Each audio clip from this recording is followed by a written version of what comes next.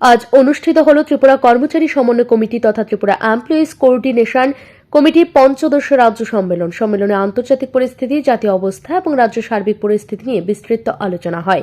সভায় মূলত শিক্ষক, কর্মচারী ও পেনশনারদের নানা সমস্যা এবং বেকারত্ব প্রসঙ্গ বিশেষ গুরুত্ব পায়। বক্তারা অভিযোগ করেন 2018 সালে বিজেপি ক্ষমতায় আসার আগে নির্বাচনী প্রচারে প্রতিশ্রুতি দিয়েছিল রাজ্য কেন্দ্রীয় সপ্তম বেতন কমিশন কার্যকর করা হবে, কিন্তু ক্ষমতায় আসার 7 বছর পরেও সে প্রতিশ্রুতি বাস্তবায়ন হয়নি। এছাড়াও দ্রব্যমূল্যের ঊর্ধ্বগতি, আইন শৃঙ্খলা অবনতি এবং কর্মচারীদের ন্যায্য অধিকার থেকে বঞ্চনার বিষয়েও সম্মেলনে আলোচনায় উঠে আসে। বক্তারা জানান, বকেয়া 22% মহার্ঘ ভাতা আদায়ে এখনো পর্যন্ত রাজ্য সরকার কোনো ইতিবাচক পদক্ষেপ নেয়নি।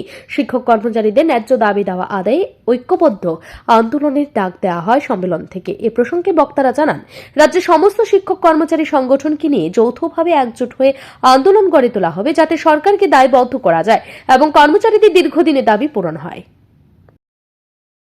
প্রতিটি কর্মচারী সংগঠনের লিমিটেশন আছে, কারণ রাজ্যে এখন সেইভাবে 75-এর আন্দোলন তৈরি করা যাচ্ছে না। বিভিন্ন সংগঠন সেভাবে মুভমেন্টে যেতে পারছে না, কারণ ভয়ের পরিবেশ, রাজনৈতিক সন্ত্রাসের পরিবেশ রয়েছে। সেই জায়গায় দাঁড়িয়ে আমরা চেষ্টা করব, আমরা নিজেরা যেমন আন্দোলন করার চেষ্টা করব, পাশাপাশি অন্যান্য যে সমস্ত সংগঠনগুলি আন্দোলন করার ক্ষেত্রে, শিক্ষক যে সমস্যা সমাধান করার ক্ষেত্রে প্রতিশ্রুতিবদ্ধ, তাদেরকে নিয়ে যৌথ কিছু করা যায় কিনা, যৌথ আন্দোলন তৈরি করা যায় কিনা, সেই জন্য আমরা সমস্ত সংগঠনগুলির কাছে এই সম্মেলন থেকে আহ্বান জানাচ্ছি।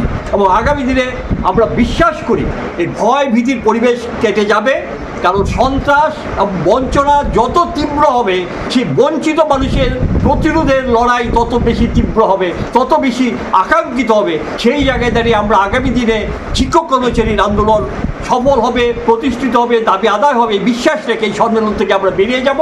এই সম্মেলনে আমাদের দাবি সনদ তৈরি হবে, আমাদের সাংগঠনিক প্রস্তাব তৈরি হবে, আমাদের বিভিন্ন কর্মসূচি নিয়ে আমরা কথা বলবো। এই হচ্ছে আমাদের আজকের সম্মেলনের মূল বিষয়বস্তু। যারা সপ্তম বেতন কমিশন লাগু হয়েছে 2016 জানুয়ারি থেকে, অষ্টম বেতন কমিশন 2026 জানুয়ারি থেকে ডিউ। কেন্দ্রীয় সরকার এখনও কেন্দ্রীয় অষ্টম বেতন কমিশনের জন্য প্রশাসনিক যে সিদ্ধান্তগুলি সেগুলো নেয়নি। সিদ্ধান্ত হয়েছে, মন্ত্রী পর্যায়ে সিদ্ধান্ত হয়েছে, কিন্তু তার যে ইমপ্লিমেন্টিং সাইড, প্রশাসনিক সিদ্ধান্ত, সেগুলি এখনও হয়নি। অর্থাৎ set up of the commission সেটা হয়নি।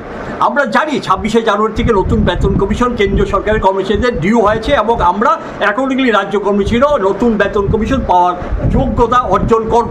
কিন্তু সপ্তম বেতন কমিশন রাজ্যে যেটা বলা হচ্ছে, এই সরকার, বর্তমান সরকার যেটা বলছে, কেন্দ্রীয় সপ্তম বেতন কমিশন তারা রাজ্যে এসে অলরেডি চালু করে দিয়েছে। এটা টোটালি মানুষকে ভুল বোঝানোর চেষ্টা। সম্মেলন শেষে সিদ্ধান্ত নেওয়া হয় আগামী দিনে এই আন্দোলনকে আরও তীব্রতর করার জন্য রাজ্য জুড়ে কর্মসূচি হাতে নেওয়া হবে। ব্যুরো রিপোর্ট, ঋদ্ধি নেটওয়ার্ক।